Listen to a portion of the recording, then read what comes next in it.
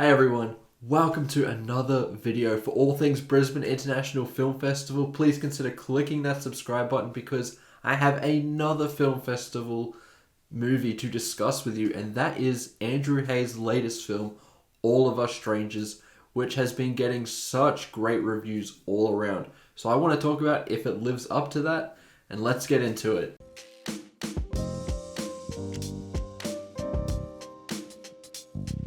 So this film follows a character played by Andrew Scott who's going through a lot of trauma.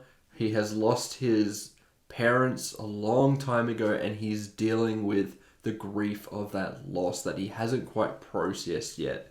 In the process of all of this, he ends up meeting a neighbor who lives in the same building as him, played by the one and only Paul Mescal, who gives great supporting work in this film. We kind of examine all of these relationships, and as the film progresses, we start to figure out a little bit more about this character and what he's really going through. Surprisingly enough, the closest comparison that I can make with this film is actually The Sixth Sense, and not in the way that you're expecting. To me, The Sixth Sense is quite a wholesome film throughout a lot of its runtime about this man guiding this child. And there's something similar happening here with All of Us Strangers, just in a very different sense. But the way that this film wants to process its themes of trauma and grief is very wholesome and very metaphorical. And while this definitely wants to dive a lot more into surrealism for a lot of this film's runtime, it is actually very effective, and I really appreciated the interactions that Andrew Scott's character had with his parents. That's where we figure out the most about him, as he's playing these situations over in his head that he never got to live through because he lost his parents at a young age. There are scenes in this that will definitely make a lot of people tear up. I heard a lot of sniffles in my audience for sure. I thought, especially in the latter half of the film, it gets very powerful and it goes really hardcore into surrealism. And I really enjoyed the way that it processed that. It handles its themes very nicely. Sometimes it gets a little bit too melodramatic, I'm gonna say, but overall, it is just a good examination of grief and trauma in such a poignant and profound way that is deeply moving and effective, especially in the third act.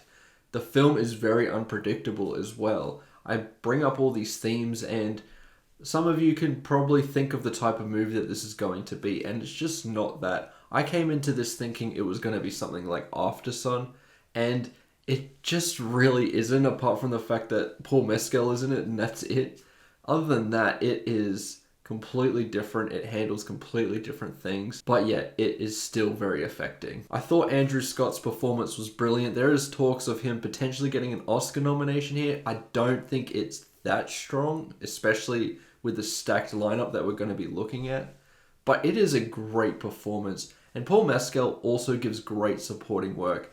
It's not his best, it's not his Aftersun performance or anything like that, but he does help enhance the film, even if he's not always present in this film.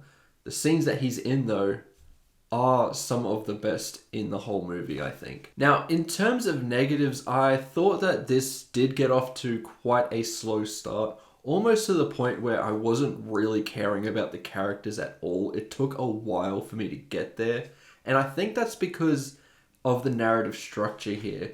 This thing wants to put you at a bit of a disadvantage because you're processing things as the character is processing them, and you start to understand things as the character understands them. And while that can make very good creative and narrative sense, and it definitely does by the third act, it sets up its ending extremely well, but it sacrifices the first act entirely, I thought. Also, there are just some really crazy tonal shifts that I was not expecting. This thing almost turns into an outright thriller, and while those were the scenes that were the things that were bringing me in and drawing me into this narrative, they still felt very jarring because it just doesn't feel like it fits in this type of movie. And when we start going there randomly in the middle to the end of the movie, it just doesn't fit into place like it should. Technically, I think it's solid. It's nothing crazy.